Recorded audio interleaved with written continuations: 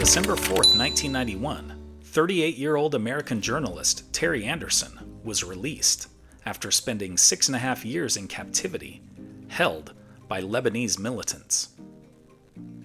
But what was the political situation in Lebanon at the time? And what was Anderson's life like after his release? Anderson had started his journalism career in Vietnam as a Marine combat correspondent, and after the war, he joined the Associated Press.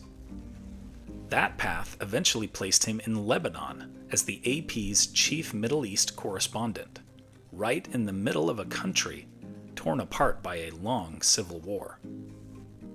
Lebanon in the 1980s felt like a contradiction, a place where danger pushed many journalists to leave, yet Anderson stayed because he believed the story still mattered.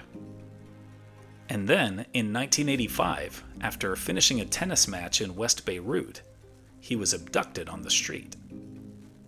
His captors were members of Hezbollah, a militant group backed by Iran, operating in the chaos of a nation where violence and kidnappings had become tragically common.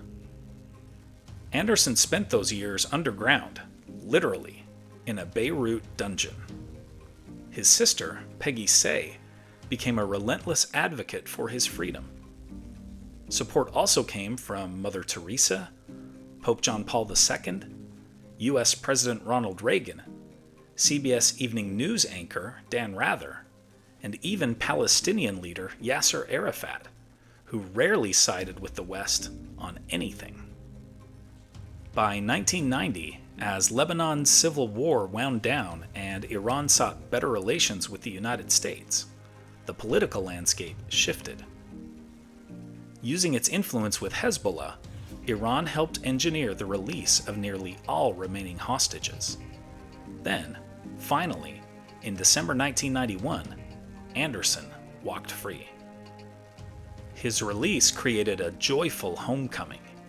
His fiancée had been pregnant when he was kidnapped, so Anderson met his 6-year-old daughter for the first time. An emotional moment that revealed how time in captivity meant two different timelines unfolding at once. He later sued Iran in U.S. federal court, winning a $341 million lawsuit. Of course, he saw only a portion of the money, which was paid out through Iranian assets frozen by the U.S. government. And while no amount could truly compensate for the years lost, it at least marked a legal acknowledgement of what he had endured. Anderson spent his post-captivity career as a journalism professor. He died in 2024 at age 76 from complications from heart surgery. Here are other events that happened today in history.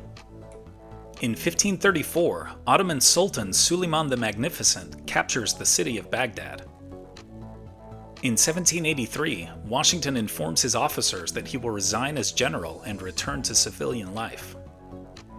In 1928, mob boss Dapper Dan Hogan is killed by a car bomb in St. Paul, Minnesota.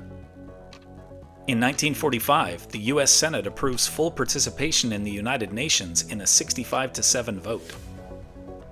In 1952, the Great Smog descends on London, killing 4,000 people over 5 days. In 1997, the NBA suspends All-Star Latrell Sprewell for 68 games for choking his coach. In 2024, a gunman murders United Healthcare CEO Brian Thompson in New York City.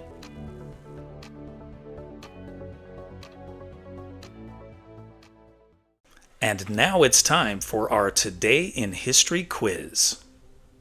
Which of these universities was not one of the original 4 connected to the ARPANET, a forerunner to the Internet?